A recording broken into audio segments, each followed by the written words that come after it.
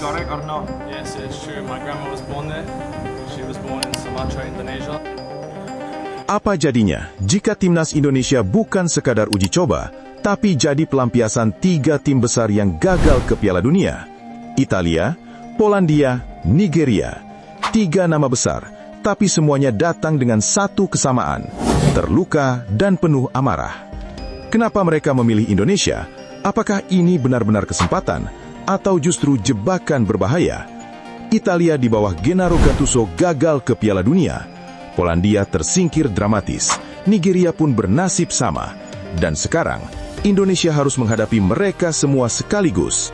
Masalahnya, Garuda masih punya kelemahan lama, lini depan yang belum tajam.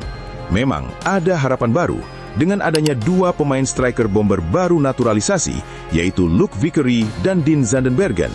Tapi pertanyaannya, apakah 2 striker ini cukup untuk menahan amarah 3 raksasa? Atau justru Indonesia belum siap dan sedang berjalan menuju mimpi buruk di FIFA Matchday Juni 2026?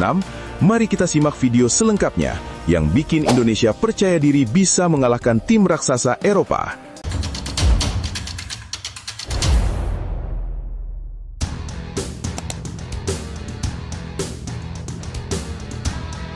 Dalam persiapan FIFA Matchday Juni 2026, PSSI bersama pelatih baru, John Herdman, tidak main-main. Agenda yang disusun bukan sekadar uji coba biasa, melainkan laga dengan level yang bisa dibilang ekstrim. Bayangkan saja, timnas Indonesia akan menghadapi 3 negara besar dunia sekaligus, Italia, Polandia, dan Nigeria. Ini bukan lawan sembarangan, ini adalah tim dengan sejarah panjang di sepak bola dunia. Tapi, ada satu fakta yang membuat semuanya terasa berbeda. Ketiga negara ini ternyata memiliki nasib yang sama. Mereka gagal lolos ke Piala Dunia FIFA 2026. Dan disinilah cerita mulai menjadi menarik. Italia, tim yang pernah menjadi juara dunia, kini harus menelan kenyataan pahit. Di bawah asuhan Gennaro Gattuso, Italia justru gagal menembus panggung terbesar sepak bola. Akibatnya, mereka mencari lawan uji coba, dan Indonesia menjadi pilihan. Polandia, nasib serupa juga dialami Polandia. Mereka tersingkir secara dramatis setelah kalah 3-2 dari Swedia di final playoff zona Eropa. Kekalahan itu bukan hanya menyakitkan, tapi juga membuat mereka harus menyusun ulang kekuatan tim. Lalu ada Nigeria. Mereka adalah tim kuat dari Afrika yang juga gagal melangkah ke Piala Dunia. Padahal, secara kualitas, mereka dikenal sebagai salah satu raksasa Afrika. Menurut data FIFA, Italia sudah 4 kali juara dunia. Polandia juga langganan turnamen besar Eropa, dan Nigeria merupakan kekuatan utama Afrika.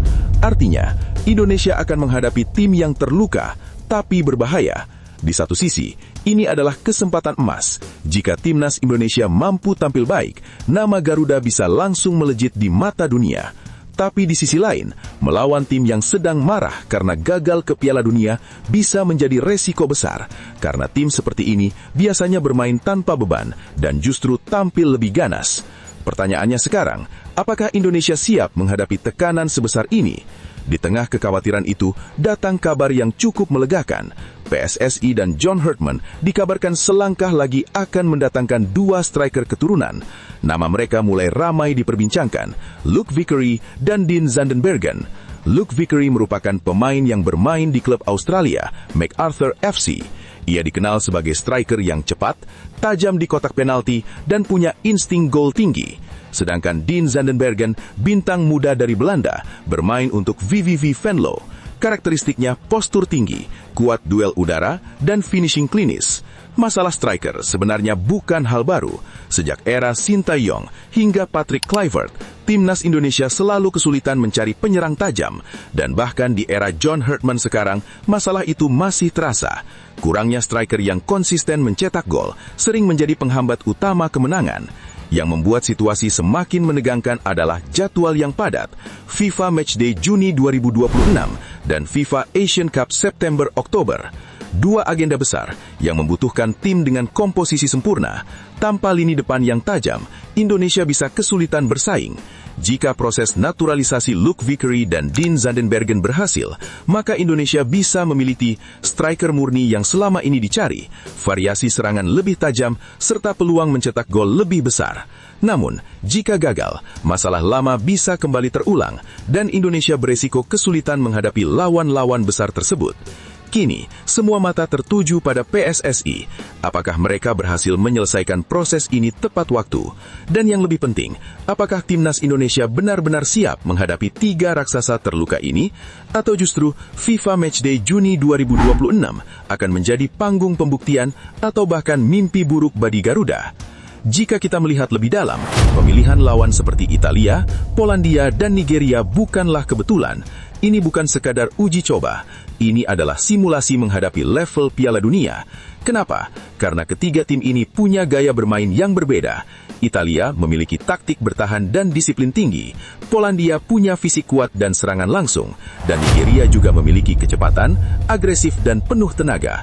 Artinya, PSSI dan John Herdman sedang menyiapkan timnas Indonesia menghadapi berbagai kemungkinan gaya bermain dunia. Ini langkah berani, tapi juga penuh resiko. Semua sorotan kini mengarah ke satu sosok, John Herdman. Sebagai pelatih baru, ia belum sepenuhnya mendapatkan kepercayaan publik, dan laga melawan tim-tim besar ini bisa menjadi penentu nasibnya.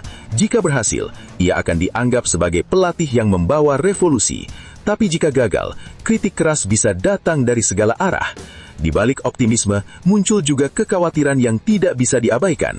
Bagaimana jika Indonesia kalah telak dari Italia, gagal membendung fisik Polandia, tidak mampu mengimbangi kecepatan Nigeria?